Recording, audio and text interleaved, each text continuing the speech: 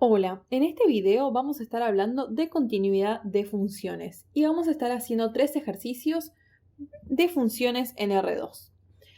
Una función real de dos variables, por ejemplo f de xy, es continua en un punto x0 y 0 si cumple 3 condiciones: que exista f de x0 y 0, que exista el límite cuando xy se aproxima al x0 y 0, y que tanto el límite como la función evaluada en ese punto me den el mismo valor. Nosotros sabemos del curso Análisis 1 que el concepto de función continua está asociado a la idea de una función cuya gráfica es una curva que no se rompe, es decir, que no tiene saltos, y una forma de decir es que cuando la grafico nunca levanto el lápiz del papel.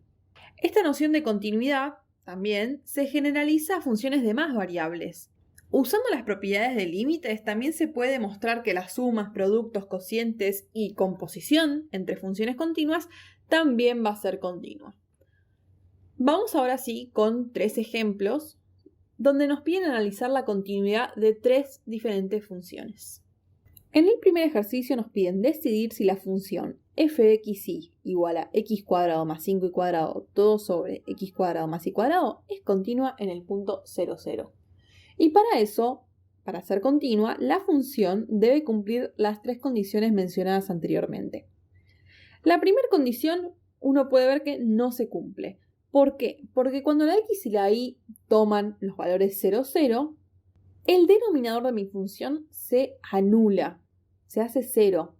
Entonces no existe f del 0, 0. Pero supongamos que no me doy cuenta de eso y yo quiero ver si la segunda condición vale. Vamos a ver entonces cuánto es el límite de mi función cuando x y se acerca al 0, 0 al acercarme por diferentes caminos. Y para eso, por ejemplo, me gustaría ver qué pasa cuando me acerco por la recta y igual a 0, la función lineal igual a 0. O qué pasa cuando me aproximo por el eje y, es decir, con el x igual a 0. Bueno, en este caso, en el primero, si y vale 0, f de x0 es igual a ¿qué cosa? La x es sí misma y la y vale 0, o sea, me queda x cuadrado más 5 por 0 al cuadrado, todo sobre x cuadrado más 0 al cuadrado. Es decir, x cuadrado sobre x cuadrado, que es 1. Mientras que al acercarme por el eje y, f de 0y va a ser igual a ¿quién? A 0 cuadrado más 5 por y cuadrado, todo sobre 0 cuadrado más y cuadrado. Es decir, 5y cuadrado sobre y, que cancelando sobre y cuadrado me queda 5. Entonces, encontramos 2 trayectorias que llegan al origen, es decir, llegan al 0, 0, pero tales que a lo largo de cada una de ellas, f toma diferentes valores, es decir, 1 o 5. Y esto es justificación suficiente para afirmar, entonces, que el límite de xy tendiendo al 0, 0 de mi función, que era x cuadrado más 5y cuadrado sobre x cuadrado más y cuadrado, no existe. Entonces yo ya puedo afirmar que mi función no es continua en el punto, que me pedían analizar, que es el 0, 0. Pasemos a un segundo ejercicio. Este caso es bastante similar al anterior y vamos a analizar si esta función es continua en el punto 0, 0. Si a mí no me dan una consigna donde me dicen en qué punto analizar mi continuidad, igual yo puedo decir que como esta función es partida y el punto donde esta función cambia de valores, es decir, toma valores diferentes, es en el 0, 0 por cómo está definida la función. Entonces ahí es donde más me interesa analizar la continuidad. Vamos con las 3 condiciones para que una función sea continua. La primera es, ¿existe f del 0, 0? Sí. La función, cuando toma los valores 0, 0, es decir, cuando xy es igual al 0, 0, la función vale 0. Ahora, ¿existe el límite? Bueno, veámoslo. Y para eso también me voy a volver a acercar por diferentes caminos. En este caso no me sirve mucho acercarme por los ejes, entonces me voy a acercar, por ejemplo, por una función lineal cualquiera. Por ejemplo, y igual a m por x. En este caso, ¿qué pasa con mi función? La función, al tomar los valores x, m por x, ¿qué le pasa? A ver, me queda x por, en vez de y al cuadrado voy a tener m por x al cuadrado, sobre x cuadrado más m por x al cuadrado, a la cuarta. Es decir, x por m cuadrado por x cuadrado sobre x cuadrado más m cuarta por x cuarta. Es decir, x al cubo por m cuadrado sobre x cuadrado más m a la cuarta por x a la cuarta. Y la pregunta ahora es, por ejemplo, ¿qué pasa cuando x tiende a 0? ¿No? Porque el punto xy tiende al 0, 0. ¿Qué pasa cuando la x tiende a 0? Que en este caso me queda un solo x. Esto tiende a 0 cuando x se aproxima al 0. ¿Por qué? Porque, a ver, ¿qué pasa si saco factor común, por ejemplo? Esto es exactamente lo mismo que x al cubo por m cuadrado sobre x cuadrado por, entre paréntesis, 1 más m cuarta por x cuadrado. ¿Dónde? Acá se me cancelan y me queda x por m al cuadrado sobre 1 más m a la cuarta por x cuadrado. Y acá se nota que cuando x se aproxima al 0, ¿a dónde tiende esto? Bueno, a ver, esto tiende a 0, lo de abajo entonces me tiende a 1, y arriba, 0 por algo, no importa quién sea ese m, tiende a 0. El m puede ser 0, puede ser tan grande como quiera, pero esto siempre me va a dar 0. Entonces, cuando me aproximo por una función lineal, m por x, siempre me va a dar 0. Otro tipo de camino no recto. Por ejemplo, y igual a raíz de x. Que para no complicarme la vida con raíz de x, voy a tomar y cuadrado igual a x. Que es lo mismo, ¿no? Porque son equivalentes. Entonces, en vez de analizar f de x raíz de x, voy a analizar f de ¿quién es x? Es y cuadrado y. Bueno, ¿qué pasa cuando reemplazo x e y por estos nuevos valores? Me queda, en vez de x voy a tener y cuadrado por y cuadrado sobre, en vez de x cuadrado voy a tener y cuadrado al cuadrado más y a la cuarta. Y cuadrado por y cuadrado, mismas bases multiplicando, se suman los exponentes y me queda y a la 4. Y abajo, por potencia de potencia, esto es igual a y a la 4. Y a la 4 más y a la 4 son 2 y a la 4. Cancelo, cancelo, me queda un medio. Excelente. Entonces, por rectas la función tiende a 0, pero por otra curva vale un medio. Entonces, aunque no sea fácil de imaginar esto gráficamente, el límite yo puedo afirmar que como me dieron valores diferentes, el límite no existe.